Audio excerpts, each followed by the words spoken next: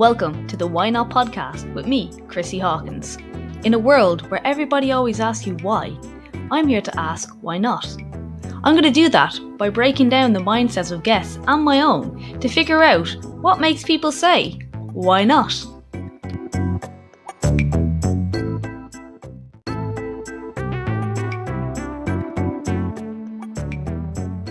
Hi guys, welcome back to Why Not. So today I have got a really big guest. I have Jordan Syatt on the podcast, so you may know him from Instagram.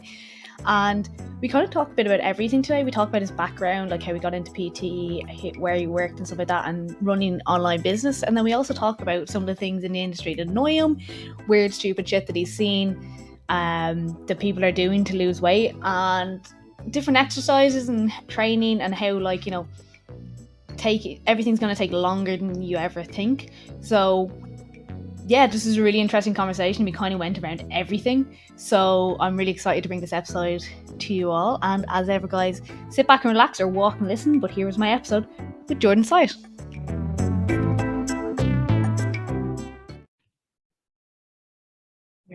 Okay, hi guys, welcome back to Why Not. So today I have a guest I'm very excited to have. I have Jordan Syatt.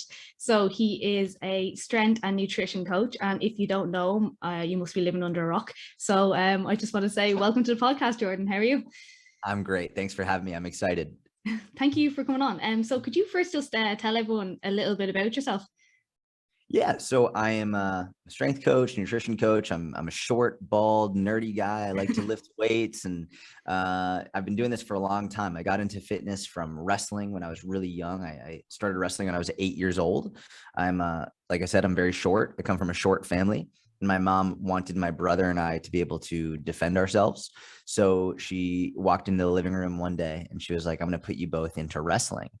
And the only wrestling that I knew of was like WWF style wrestling. And so I looked at her and I was like, "You want me to hit someone with a chair?" And she's like, "No, you idiot, like Olympic style wrestling." And so I still didn't know what that was, but she put my brother and I in it, and I fell in love with it. And that was it. So from 8 years old all the way through high school, I wrestled, and I made varsity as my first year in high school. And I was good from a technical perspective and from an endurance perspective, but I was in my first year going up against mainly people who were in their third and fourth year of high school. So I was nowhere near as strong as I needed to be. So I applied to a gym a couple towns over from me. I was just like, you know, I'll take the trash out. I'll clean the floors. Let me do whatever so I can come and learn from you. And I was very lucky because they were very science-based, and they were also, you know, willing to take me under their wing. And so from 14 years old, I started working at this gym, and that's what I've been doing ever since. That's so cool. From working at the gym, did you like think this is where you were going to go? You were going to go into working as like a fitness coach, or did you have any other ideas where you wanted to go? Yeah, I mean, so my mom wanted me to go into physical therapy, which is more of like, you know, working with people who are injured, oftentimes elderly or athletes who are injured. And I did get an internship at a physical therapy place, but I hated it. And I realized I was much more interested in getting people to their peak performance than I was interested in getting people back to their baseline, which is often what physical therapy is. Yeah. So I went through a bunch of different ideas. I looked at athletic training in college, it's not what it sounds like. Athletic training is more like you're on the field with athletes during the game, and oftentimes dealing with injuries as they come, taping their ankles and doing stuff like that, which I wasn't really interested in. I was very interested from the beginning of just strength and conditioning and nutrition. And at first I thought I was only going to work with athletes because I was a young athlete and that's all I thought I wanted to do. And the older I got, the more I just liked working with everyday people. I found that a lot of times working with athletes, oftentimes athletes are great athletes, not necessarily because of their work ethic, but because they're just God-gifted athletes. They're just really great athletes. And I've always found much more fun and interest in coaching people who are not the best athletes, but they want to be healthier for themselves, for their kids, for their families. And that's what I got into early on. And I'd say probably from around 16, 17, I knew that's what I wanted to do.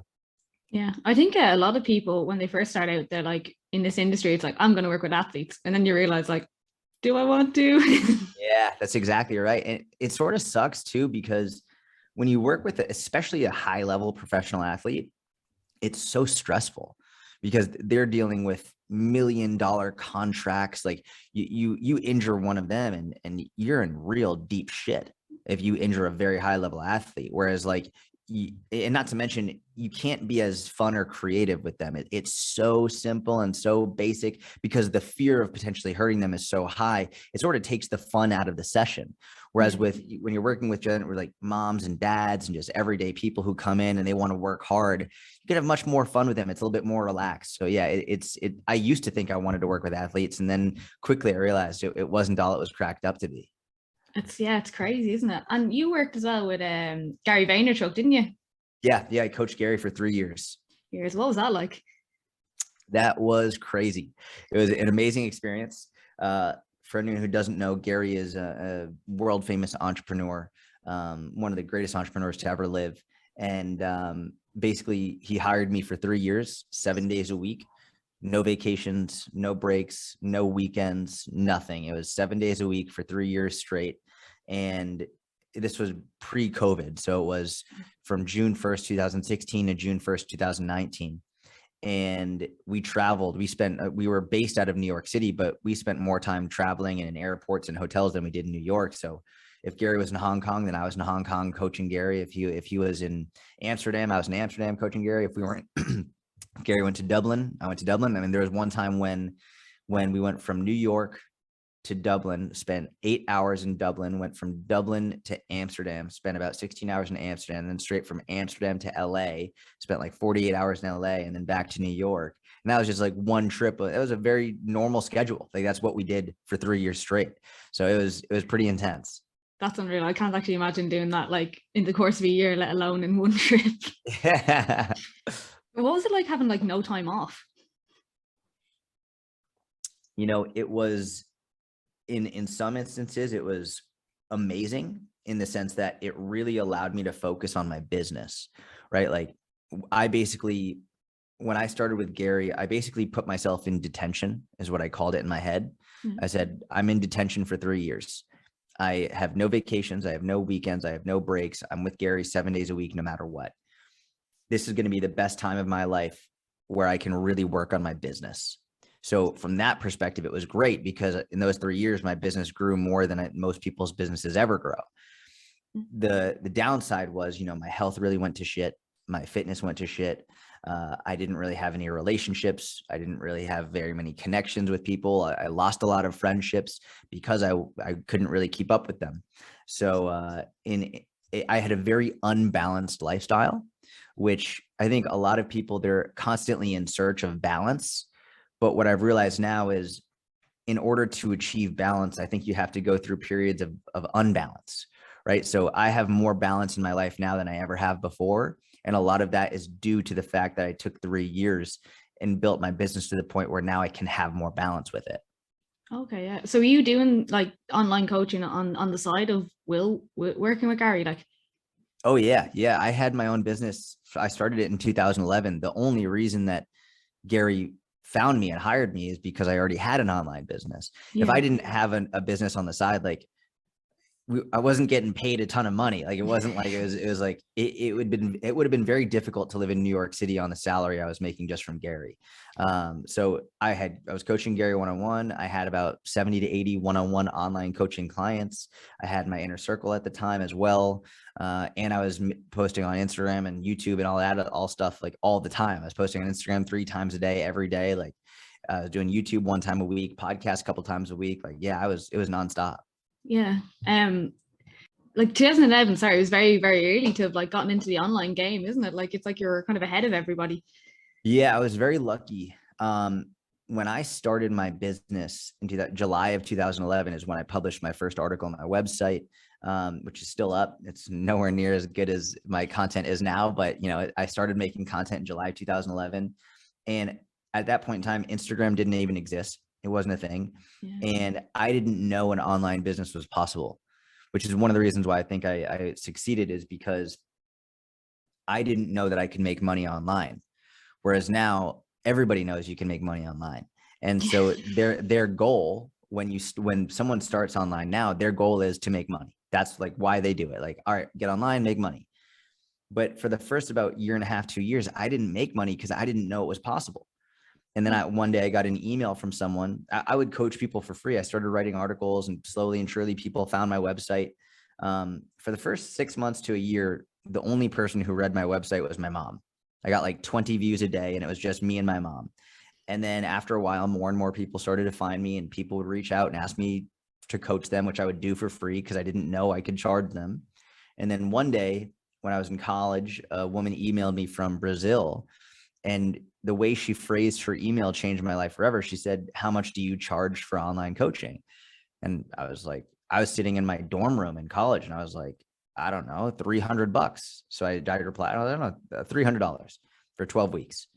And in my mind, I was like, there's no way. Like that for me, $300 was a lot of money at that time in my life. Like that was a really significant amount of money. And I was like, there's no way she's going to agree to this. And she came back and she was like, okay, how do I pay you? And I was like, I was shocked. My jaw dropped. So I Googled, I was like, how do you make online payments? And I found this thing called paypal.com. And I get set up an account, which took a couple of days because I had to link my bank account to it and everything. And then I sent her the link, and I was like, hey, here you go. And in my mind, I was like, there's no way this random woman from Brazil is going to send me $300 through the internet to write her training program. And then I got an email notification saying I got $300 in my account, and I just could not believe it. And so I spent the entire weekend designing her new program. It was the most time I've ever spent on a program. I was like, if this woman just paid me $300, I've got to put together the best program that's literally ever been written in the history of the world. And I remember I spent so many hours on it. I spent an entire weekend doing it, just meticulously designing it, making it look nice, all this stuff. And I sent it to her, and I was expecting her to ask for a refund. I was like, there's no way this is going to be worth $300 for her. And she loved it. And she was my first ever paying online coaching client. And then I just sort of steamrolled from there. Did you kind of keep it at that price, or did you kind of play around then, or did you? Oh, I changed it so many times. When I first started, I did $300 for 12 weeks. And then I realized after a little while, I didn't like doing a 12-week program, because I found out that if I said it's $300 for 12 weeks, they would pay $300, and then they would expect the program to be over in 12 weeks. But people don't really get the results that they want in 12 weeks. 12 weeks isn't really long enough to really, change your life in many ways. Like it's enough to learn, but in order to see real, like huge results, you need at least 6, 12 months or something, right? To really see like massive, massive results. And so I went from that to then I changed it systems a number of times, but I eventually came to the conclusion about 3 or 4 years later where I switched it to, I needed a minimum 6-month commitment to work with me. And it was $300 per month as opposed to $300 for 12 weeks. Yeah. So instead of $100 a month, it was $300 a month. And then it was a minimum 6-month commitment. So they would pay month to month. And that way, by the end of 6 months, they would have gotten really like very clear results. They would have believed in the system. If they decided they didn't want to work with me anymore, totally fine. But most people at the end of 6 months, they liked it so much. They liked the accountability. They liked knowing they were going to get their programs. They liked knowing they could have access to me. So that's really where the foundation I built my business on, which was the minimum 6-month commitment for $300 a month. Yeah. Did you find many people when they came into that going, that's a long time, it should be quicker? I got a lot of people, especially early on before I had built up my reputation. I got people being like, I don't want to commit for 6 months. And I'd be like, okay, cool. That's fine. But I wasn't budging on that because I knew that was best for them as well as for me. But as my reputation grew and as people started to trust me more, people started to, they wouldn't really even blink an eye at it. They'd be like, okay, fine, let's do it. Let's sign up. Yeah, that's fair. Well, if you have the proof as well, like it's hard to argue, isn't it? Do you think that's still an issue as well, that people think it should be done yesterday? Oh yeah. It's for everything. It's not just for fitness. I mean, even for fitness coaches, the people who talk the most about patience and consistency, I see fitness coaches doing the same shit with their business. They're like, they post 2 times on Instagram and they're like, why aren't I making money yet? It's like, shut the fuck up. Like you got to post every day, multiple times a day for a year before you can even really start to think about making money. And then you got to make really good content. I see people, I remember I had a conversation with this guy who was like, I've been posting such good content. And I went to his page and it was like pictures of his dog and his pickup truck. And I was like, why the fuck do you think people are going to be paying you for fitness stuff when you've got pictures of your dog and your pickup truck on your Instagram? This isn't good content. No one cares about your dog and your pickup truck. Like post content that it's going to help people with their fitness. So it's in everything. It's in fitness, it's in business, it's in relationships. Like people are in relationships, people are so funny. People expect their partner to be perfect. They expect them to not make any mistakes. They like to never ever lie, right? And like I remember I was talking to a buddy of mine who he was really mad that this girl he was dating had lied to him, and it was a small lie. It wasn't a big lie, small lie. And I asked him, I was like, have you ever lied to her?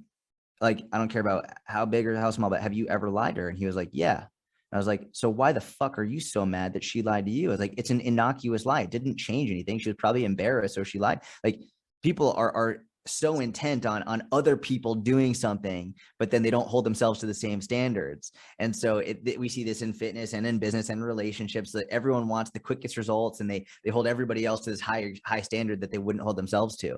So this idea of patience is necessary in all aspects of life. It is, yeah, it's really true. And I think that's probably another thing why you see so much drop off of people who go into the fitness industry, because they're oh yeah, I'm a PT, I'm going to have 10, 20 clients by tomorrow. And then they're like, oh, why didn't my ab picture get the pictures of clients? That's exactly right. Good luck. Yeah, I definitely made that mistake before. Like, you put pictures of your training, they don't want to see you training, they want to know how you can help them. That's exactly right. Yeah. What do you think are some of the big things, like big maybe issues with the industry? Oh, I could go on for years. Yeah. Issues with the industry. I mean, there's a lot.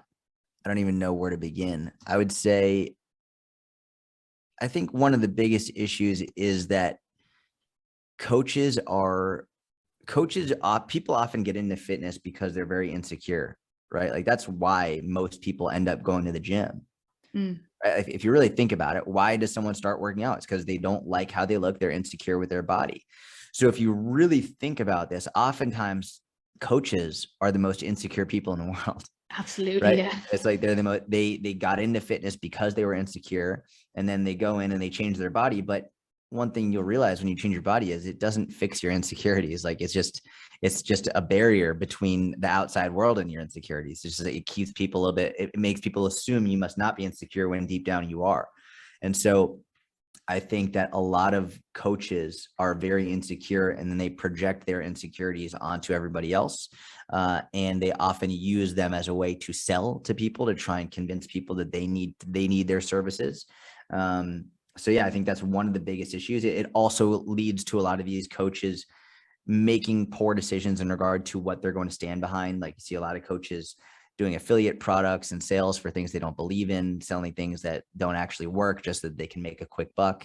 I think a lot of people very much fall for the supplement scams, for the, people believe anything you write on a bottle. You write on a bottle, you say it's a fat burner, and someone's gonna go, oh wow, this pill is gonna burn fat. It's like people will fall for that head over heels. So I mean, there's countless issues with the industry. I think the good news is that now more than ever, people are exposing the bullshit. And even though there is a lot of bullshit, I think there's much more awareness around it now than there ever has been before. Yeah, definitely. I know you post a lot of content as well, calling out different things that are clearly like bullshit, as you said, basically. Is there anything in particular in the last, say, 6 months to a year that you saw that you were like, oh, I like face palm so hard, it was hard to make content about it? Oh yeah, just the other day I saw a video. I can't make this up. It's on I made a video on my Instagram about it. There was a woman who went to this like special type of place where they literally light you on fire to burn fat off your body, and they like cover you in oil so it doesn't burn your skin, but they literally light you on fucking fire, telling you that it's going to burn fat in your body. And like, I saw the video, my mouth dropped. I could not believe it was one of the most insane things I've ever seen in my life. And they had all these like reasonings for why it was supposed to help burn the fat in your body and all this stuff. And this woman laid down, they put oil on her, and they covered her in towels, and they lit her on fire. And I was like, and she was fine. Like they made it so it wouldn't burn her skin, but she was literally willing to light herself on fucking fire to burn fat. It was just, I couldn't believe it. Yeah, that's sorry, that is next level. I actually think I saw that video and I was like, I can't look at this. um but yeah, wow. How I like, like you go for a walk too. I'm sure it's more enjoyable than trying to cook yourself. Yeah, that's exactly right. um do you find certain age groups have different issues in a sense when it comes to trying to, like, say, lose weight or lose fat, like, say, anti-carbs, anti-fat, anti, like, whatever, with certain ages? Or I've found that it's so funny. I remember when I was younger, when I was a kid, I looked at people who were when I was really young, I looked at someone who was 15 and I thought they were old, right? And I looked at someone who was 21 and I thought they were old. And I looked at someone who was 30 and I was like, God, they're real old. And someone who's 40 or 50 or 60, they're just like, oh, they're ancient, right? yeah, And the older someone is, you just assume the wiser they are and the smarter they are and the more they have their life together. And the older I've gotten, the more I've realized it's not true. And the more I've realized we're basically all middle schoolers, just our skin's more wrinkly. That's really it, right? It's like we're all middle schoolers. We're all just adults and we're all middle schoolers in adult bodies. what age is And middle school again? We don't actually have that over here. middle school is like 12, 11, 12, 13. Oh yeah, yeah. It's just like gossiping. We all gossip about each other and we're all like, just even now, it's funny. One of the reasons I don't think we gossip as much as you get older is just because you're not in class every day with like 20 kids around you. And like, it's easier to gossip when you're in that environment. But now with social media and everything, like Still do get to do it, like, still gossip. We still gossip, still talk shit. Like it's the same shit. It's like you look at what someone's wearing, like you make fun of what they're wearing, you make fun of how they look, you try and tear them down, like still terrible, still screenshots awful. in the WhatsApp groups now. Yeah, exactly. People fucking go, they have these apps to make you look different, like all these apps to change how you look. Like you would think that would be something middle schoolers do, but this is something that grown adults are doing to change how they look, to change how their skin looks, to change how their body looks. It's like, the fuck are we doing? And so to answer the question, I think whether you're 18 or 80, you're struggling with the same shit. You really are. Like you really are. I think oftentimes obviously your ability to do certain things will diminish as you get older. So an 18-year-old might be able to do 3 hours of cardio a day in order to, stay leaner, and then they can eat more and drink more and still have a leaner body. And obviously they're younger, so their metabolism might be a little bit better, and they're not as joints don't ache as much and all of that. But from a behavioral perspective, just like in psychology perspective, 18-year-olds will be cutting carbs because they think carbs make them fat, and 80-year-olds will be cutting carbs because they think carbs make them fat. Like I see it. I've worked with everyone from 18 all the way up to 82. So I've seen it for everybody, and everyone does the same shit. It's just, when you're younger, physically you can do more. Ideally, we're going to see people who are getting older and older and older still being more physically capable as more people are doing strength training and staying healthy for a longer period of time. But mentally, it's all the same shit regardless of your age. That's true. Yeah, I find actually strength training, trying to convince people of like 40, 50 plus, I'd say, trying to convince them into doing that is still quite difficult over here. Is there more uptake of like older people doing strength training over in the States? There is. I'm in a vacuum in that, like, I only really end up interacting with people who are willing to try it, right? Like, Yeah, that's true. I'm not really in an environment in where, like, I've spoken, for example, my aunt and uncle who are, a little bit older, there's no fucking way they would strength train. Like, so I think my aunt and uncle are more reminiscent of probably the older generation here in the United States that I just don't interact with very much, because most people who find my work, they're ready to strengthen. They see my stuff. They trust me. My mom and my aunt and my uncle and my family, they don't trust me. Like, I'm still the stupid little kid that was running around wreaking havoc. Like, they don't trust me at all. It's so funny. Like, my mom doesn't believe half the shit I say about health and fitness. My aunt and uncle, like my cousins, they like don't believe me because it's family, right? It's like they don't see me as the professional. They see me as the young kid who is, picking my nose and flicking it on the wall and doing all that stuff. So like, they don't see me as the fitness professional. So I think, yeah, we have similar things where a lot of older people are not into strength training. We have, tons of women don't want to strength train. They think it's going to bulk them up and they're going to look like a bodybuilder. We have that as well. We still have that as well. And every time I have this conversation, I'm like, look at me. Am I bulky? And they're like, no, you're tiny. I'm like, yes, I've been trying 10 years strength training. Like, yeah, exactly. I do think in the strength and conditioning world, I think the United States is further along than I would say the UK, the Middle East. I do think that Russia and just Asia in general actually is very far along in strength and conditioning. I think they're even further ahead of the United States, but the United States tends to be a little bit further along than the UK and the Middle East. Like I've seen about like 20 to 40 years ahead in terms of just like the industry as a whole. I do think social media has allowed more places to catch up because they're seeing what's going on. yeah. But yeah, I wouldn't be surprised if more people in Ireland and everything, like in general, are a little bit more averse to it because maybe the industry isn't as big there yet. Yeah, I think it's definitely something that's still starting to like it'll something that comes in the States will happen, and then it'll happen probably in the UK first, and then it'll come to us. We're always like a little bit behind the UK. Like even now, say for instance, I'm like people my age, a lot of people, I'm 30, like will be, if they were a PT now, they would have started that like maybe in their mid-20s. Very few of them would have like gone, because even 10 years ago, PT wasn't a career. You don't do that. Correct. Yeah. But now, if say people who are coming through now are finishing school and going, I want to be PT. Yep. So yeah, exactly right. It's interesting because that's what I was asking you, like, is that what you went to straight after? Because like 10 years ago, that kind of would have been unheard of over here. They're like, why are you doing that?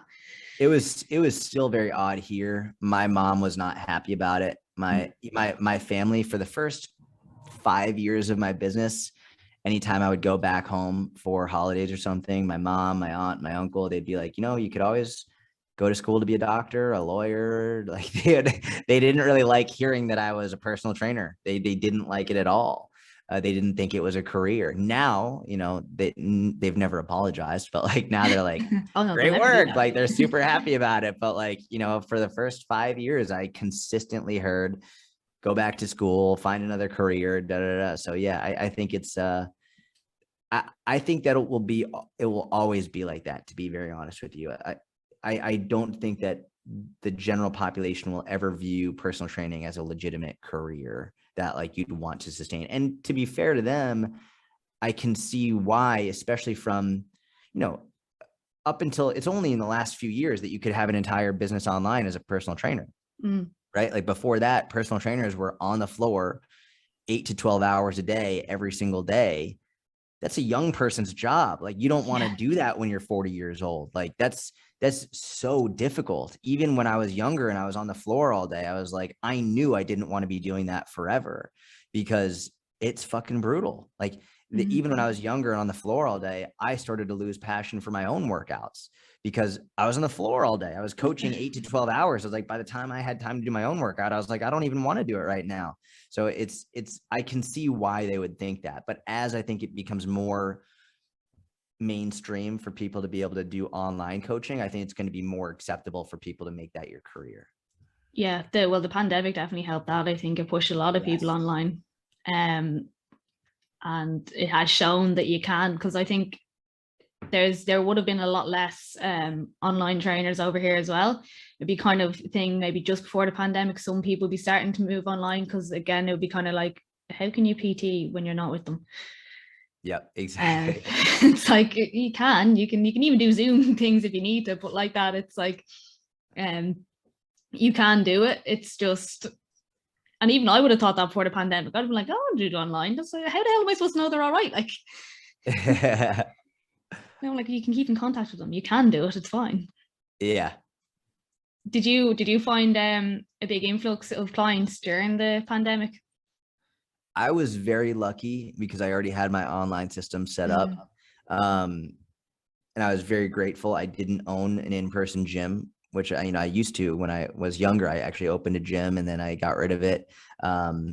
So yeah, the first 2 weeks of the pandemic for the US in March of 2020, I had a massive drop off, like really? huge drop off, because people were freaked out. They didn't know how serious it was. They were being laid off of their jobs. It was the stock market crashed.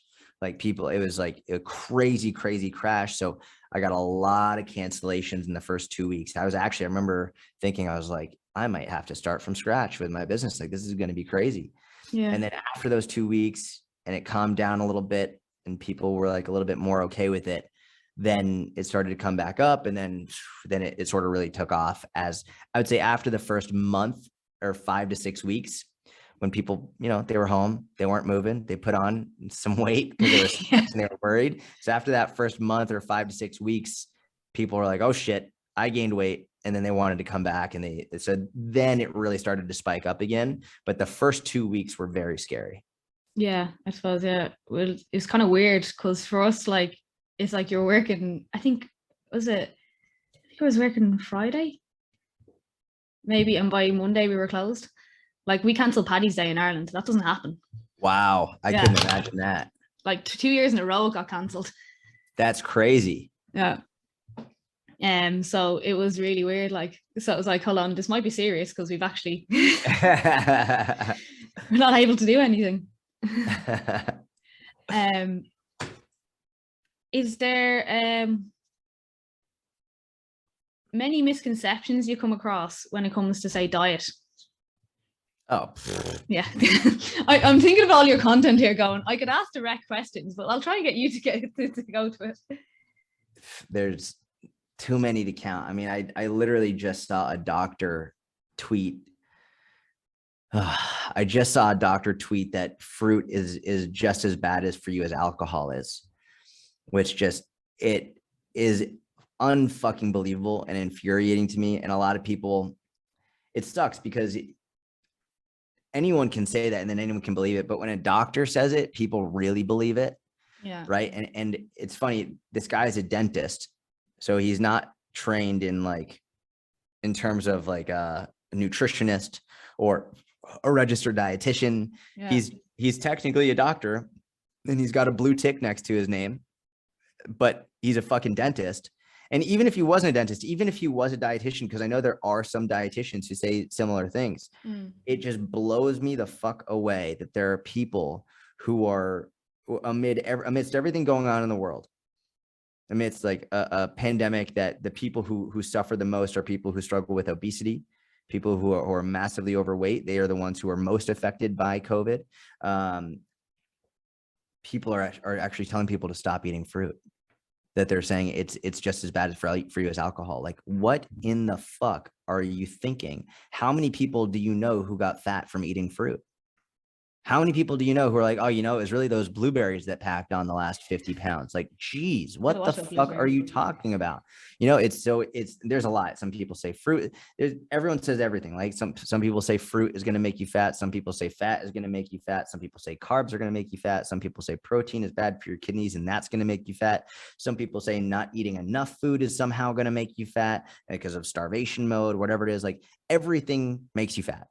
Everything is bad for you, right? Like, doesn't matter who you are, where you're from, like, you can find someone who's a professional who's going to tell you it's bad for you, it makes you fat, da da da da da. And it's not a sexy sell, but the reality is, eating too much of anything is going to make you fat, period. So it's let's just work on moderation. That's really it. It's so boring though, isn't it? It's not a sexy sell. It's very boring. People are much more easily drawn to something dogmatic, something black and white, something, well, this is good, this is bad. People like to put things in categories. They don't like the idea of there being this gray area, because it's more nuanced and they have to put more time and effort into learning it. But it's the truth.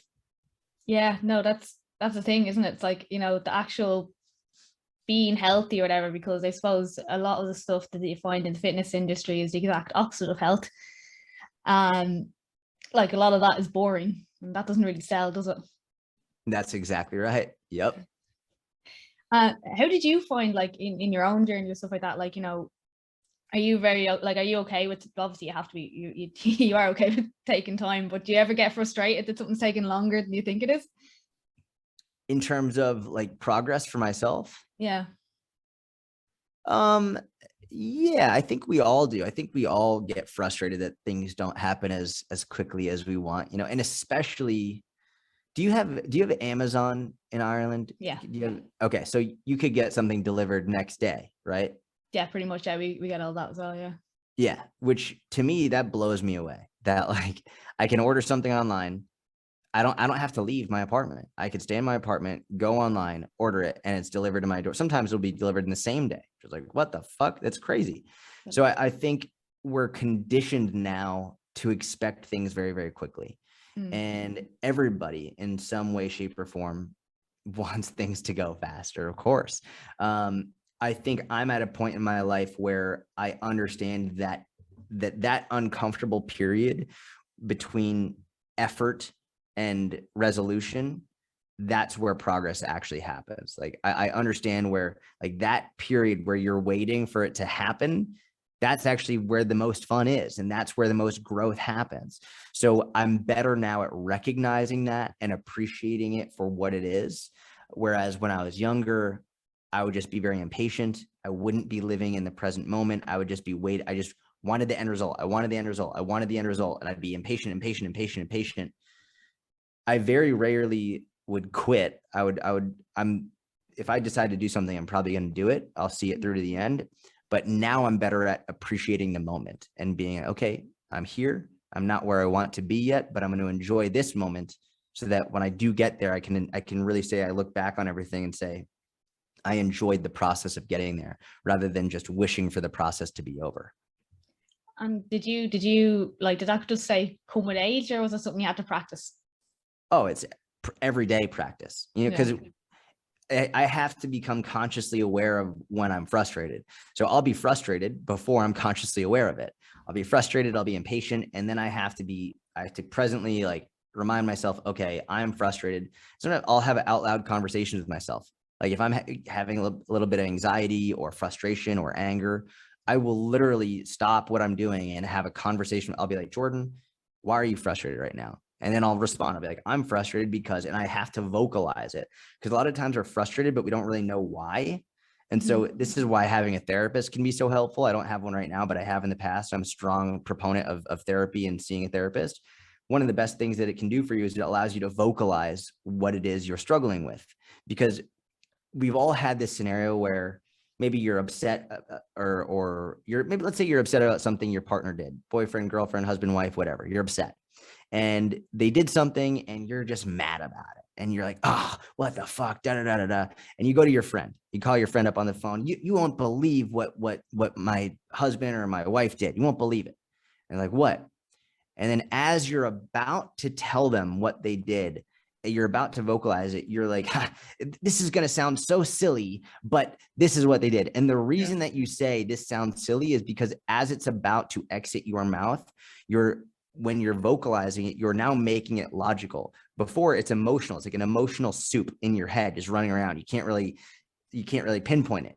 But once you start to speak it, it becomes logical. And you're like, I shouldn't be mad about this. You're like, this is ridiculous that I'm so upset about, because then you'll say, it's going to sound silly, but da, da, da, da, da. And then the friend is like, that's what they did? Like, why are you upset? And like, I know I shouldn't be upset about that. I know it shouldn't be a big deal, but da, da, da, da, da, da. And then in that moment, you can either convince yourself to be upset about something you shouldn't be upset about, or you can be like, I'm completely overreacting. This is not a big deal at all. And so that's one of the reasons why I'll have these conversations out loud with myself. Because if I'm frustrated or angry or anxious, a lot of times just by vocalizing it, I can make it more logical and it won't bother me anymore. And I can be more present in that moment. That's a really good idea, actually. It's the way of doing it. I must say that to my boyfriend when he's giving out about the draining board next time. Talk to yourself. Are you really mad about it? Can you just put the place when you were doing wrestling when you're younger, like, was there any reason you stopped it, or was it because you left the country and it wasn't available, or? So I wrestled from 8 to 18, and then I took a year off, and I went instead of going straight from high school to college, I went to Israel for a year. Yeah. And so I did actually wrestle that year. I found some wrestling clubs in Israel, and I found a Krav Maga club, and I taught wrestling to the kids. And then I learned Krav Maga at night. And then when I was living in a small town in the south of Israel, I joined a Russian wrestling club, and that was crazy. Those kids were insane. Like they were super, super good. And then when I came back and went to college, there was a wrestling team at my college, but I didn't want to cut weight anymore. I was tired of cutting weight. And I was really at that point much more interested in weightlifting and powerlifting specifically. So I started powerlifting, and I actually started the powerlifting team at my school. So I was just more interested in powerlifting at that time. So then I spent the next 5-6 years just going all in on powerlifting and making that my career. And then once that stopped, then I got the job with Gary, and then I wasn't doing anything. My fitness went to shit. I got a little chubby, my strength went down. And then once that stopped, then I got into jujitsu. So I took some time off wrestling just because I was really very interested in powerlifting at that point. Yeah. How did you find powerlifting? So when I went to college, do you know who Martin Birkin is? I do not. So Martin Birkin, he's a genius. He basically invented intermittent fasting. Intermittent fasting is very popular nowadays, and everyone knows what it is. I've heard of it, yeah. It's in all these articles. Martin Birkin is actually the guy who, if anyone who cites research on intermittent fasting, probably got it from Martin Birkin.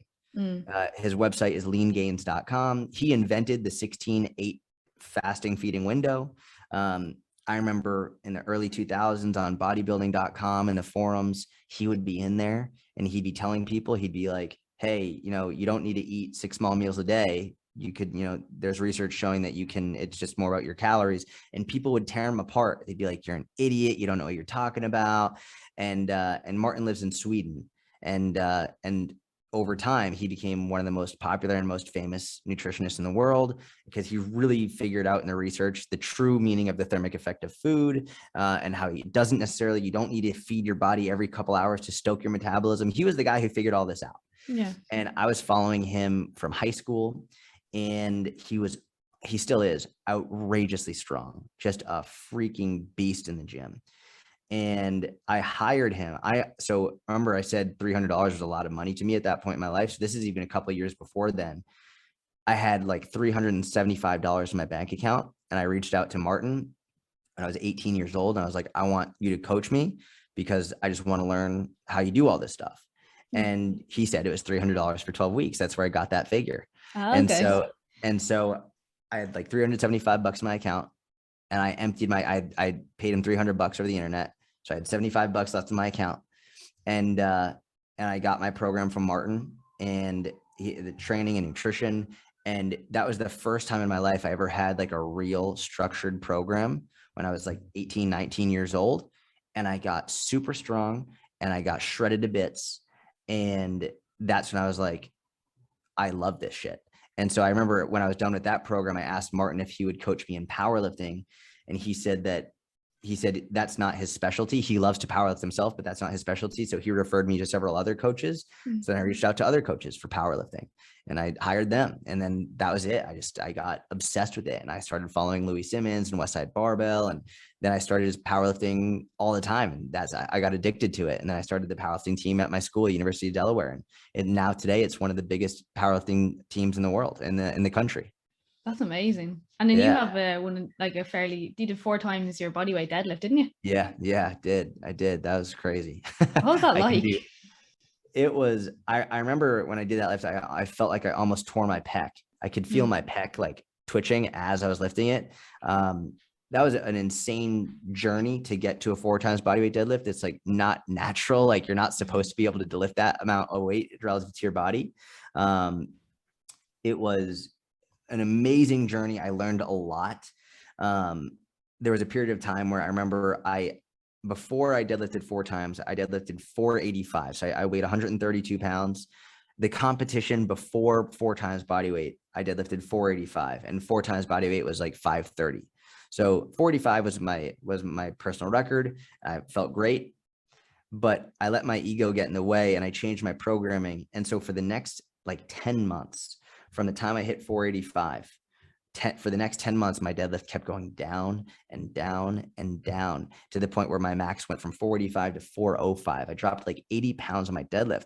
And it was because I was lifting too heavy too often. I was overtaxing my nervous system and I didn't know what was going on. And a lot of people get mad that they don't add weight to the bar every time they go to the gym or every couple of weeks. Imagine not only not adding weight, but your weight's going down every time you go to the gym for almost a year. Going from 485 to 405. It was almost a year, 10 months of my weights going down and down every time, 4 times a week. Every time I went to the gym, going down and down and down. And I finally reviewed my program and I figured out what was going on. I switched it up. And then about 8 months later, I had my competition and I deadlifted 530 at 132. And it was crazy, but I learned a lot over that. It taught me a lot. But in terms of, a lot of people who are like, oh, I haven't added any weight to my deadlift in a couple of weeks. I'm just so frustrated. I'm like, shut the fuck up. Keep going. Like, that's part of the process. You're not going to add weight every time you go to the gym or even every month or even every 6 months. It's with the stronger you get, the harder it gets and the more meticulous you have to be. That is one of the most annoying parts, isn't it? Because now when you start, you're just like, wait, and then just boom. It's like, that's exactly right. Why can't I do this? Yeah. The linear gains are gone. It's demoralizing. Oh, yeah. How long did it take you to get to that? About almost 7 years. 7 years there were 7 years, but 5 years where I didn't miss a single workout. Okay. For 5 years straight, I didn't miss one workout. I was a freak. I didn't miss a single fucking workout for 5 years straight. Like, I was working out super hard. I was training outrageously hard. My intensity was ridiculous. My consistency was better than anybody. Like, I literally didn't know holidays, no breaks, no vacations for 5 years. And that's how I did it. How often would you train? 4 times a week. I did heavy lifting. So it was lower upper split. Monday, lower body, Wednesday, upper body, Friday, lower body, Saturday, upper body. So Monday and Wednesday were max effort days. They were my heavy days. Monday, max effort lower. Wednesday, max effort upper. Friday, Saturday were my dynamic effort days. So dynamic effort lower, dynamic effort upper. So that's more speed and explosive power based. I stuck to that schedule for 5 years straight. Like without ever like in bits on a Saturday morning trying to do it because you were out the night before? Oh yeah. I mean, I wasn't a huge partier in high school. High school is when I really partied. High school, like 16, 17, 18, 19. That's when I drank way too much, I smoked a lot of weed. Like, that's really when I was a degenerate. By the time I was like 20, 21, 22, I was much more focused on my career. So I really wasn't doing that too much, but occasionally I remember a couple workouts, I would be burping and I'd taste the vodka in my mouth while I was deadlifting or something. It wasn't good. Yeah. I can't even drink vodka anymore. It reminds me of teen drinking. Yeah, exactly. I don't know. Yeah, there's nothing worse than that when you're trying to do something and all you can it's just like almost like it's coming up your throat. Oh yeah, just burning up your throat. It's awful. Yeah. But it's nice to know that you are like in some way normal, that you were the odd time hungover doing it. So oh yeah, of course. Yeah, just not a machine. You know? Is there any exercises in particular that you do not like? This could be personally when you have to do them and you hate yourself and being in your program, or do you think they're overutilized? And yeah, so I mean, in terms of, so for Bulgarian split squats, I think are some of the best exercises, one of the best exercises in the world in terms of the benefits and in terms of being able to modify them. I fucking hate doing them because they're so hard. Yeah. Like, for me, my least favorite muscle group to work is my quads. Okay. I hate training. Like, the feeling that the muscle burn that you get in your quads is, to me, the worst pain ever. My wife loves training her quads. Like, that's her favorite muscle group to train. She loves the burn in her quads. It's her favorite. She hates her hamstrings. I love training my hamstrings. Like, training my hamstrings, I'm a deadlift guy, so I love training my hamstrings, right? Like, I hate anything that makes my quads burn. So Bulgarian split squats, walking forward lunges, Leg extensions, abso-fucking-lutely not. Like, leg extensions are some of the worst. Like, I don't know what it is about that pain in your quads when you really start to get that more lactic acid buildup and the muscle fatigue and burn. But dear Lord, it's the most painful thing in the world, and I hate it. So there are so many things that I would rather shit in my hands and clap than do a leg extension or Bulgarian split squat. But I do them because they're very effective and very beneficial. So I do them and I program them and they're in my workouts, but I dread them every single time. Yeah, that's fair. Do you do your own programs or do you have outside programming? So usually I do about once a year or so, I'll hire another coach to do my programming for a while. So I literally just did that about 2 weeks ago. I got a guy named Alex Viata to do my programming because I've been very interested in energy system training. I've been very interested in learning about like the different zones and cardio zones. And he is, in my opinion, the best in the world at it. See the ones that was on your podcast recently? Yeah. Yeah. Exactly. Oh my God, that was so interesting. Yeah. I was nerding out really hard while going for a run listening to that. Yeah, he's a genius. And so after that podcast, I was like, can you do my programming? So I hired him, paying him a significant amount of money. And for him, it was the same thing, minimum 6-month commitment. And I like to do that at least once a year because every time I hire another coach, I learn a lot. Yeah. I learn every time. I hired a flexibility and mobility coach before. I've hired a hypertrophy coach before. I have a coach doing my jujitsu programming, obviously, because I don't, teaching me jujitsu. I've hired strength coaches before. I've hired nutrition coaches before. I think a lot of coaches feel like they shouldn't do that because they feel like they're supposed to be an expert, but you can't be an expert in everything. And every single time I hire a coach, I learn something that helps me and my clients so much. So I try and do that once a year. Yeah, no, that's really good. Yeah, I think it's a kind of an ego thing, isn't it? Not wanting to get a coach if you are a coach. Correct. Yep. Yeah, I've learned that myself. My trick for doing programs is I generally just do whatever program I've done for my boyfriend. And if I was programming for myself, I won't put in the likes of Bulgarian split squats. But if I'm doing it to him, I will. Yeah. That's exactly right. So I'll be halfway through the leg day, like cursing myself, being like, my God, I'm a bitch. That's so funny. Yeah, I know exactly what you mean. Is there any exercises then that you think that people put in too often that aren't as beneficial as they're made out to be? I think one of the major ones is basically anything standing on a Bosu ball is just fucking stupid. It's funny. A lot of people get mad at me when I say this, and I have to tell this story.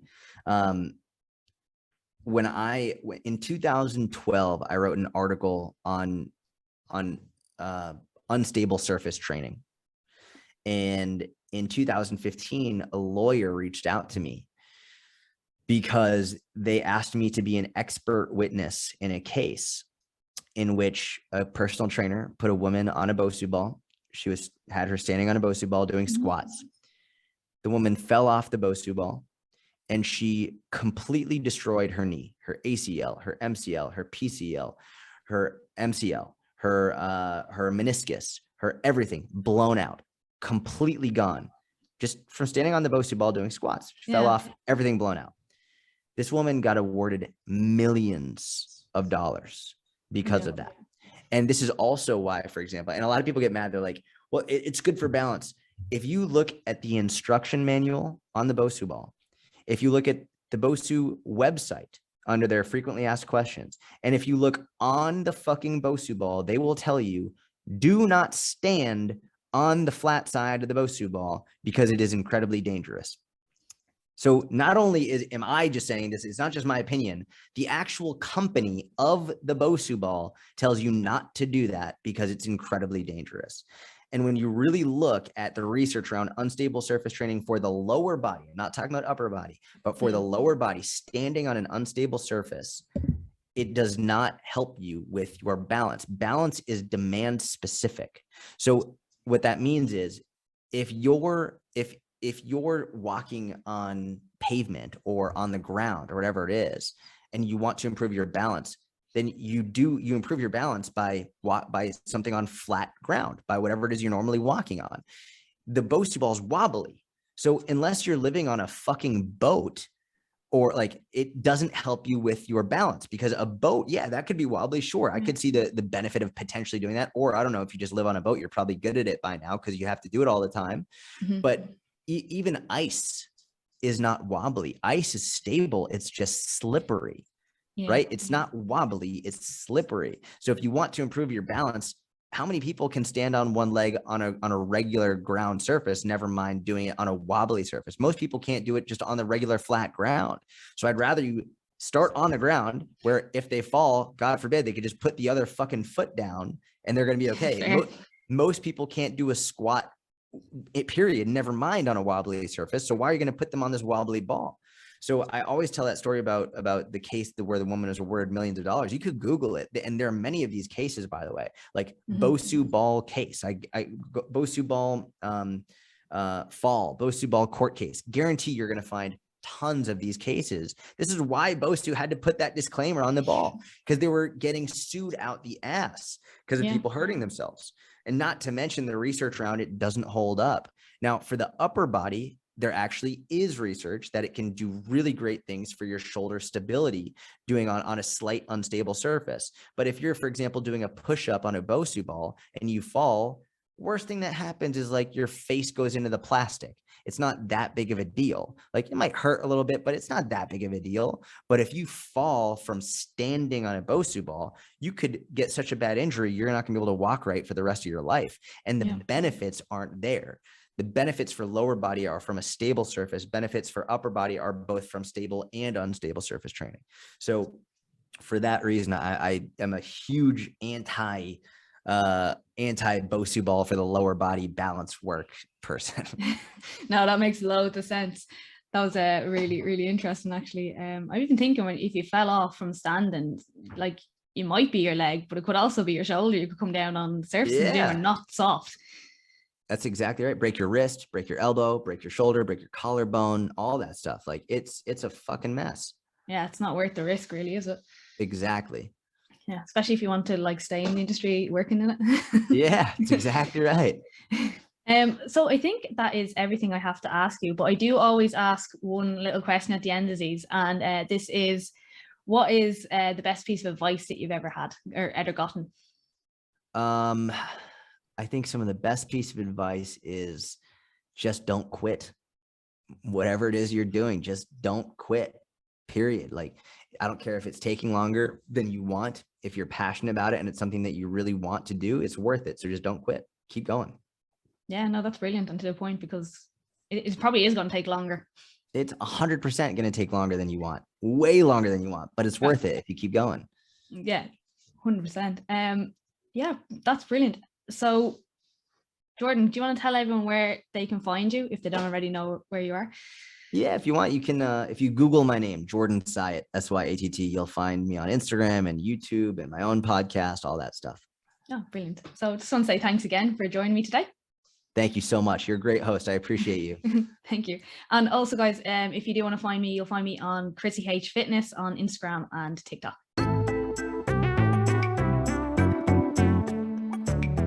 Thank you again for listening to the Why Not podcast. It really means a lot that you are listening in, and I would love if you could please leave a review on Apple Podcasts or subscribe on Spotify. And always, I'd love to hear feedback personally, so if you do want to leave me a message and let me know how you found the podcast, please do.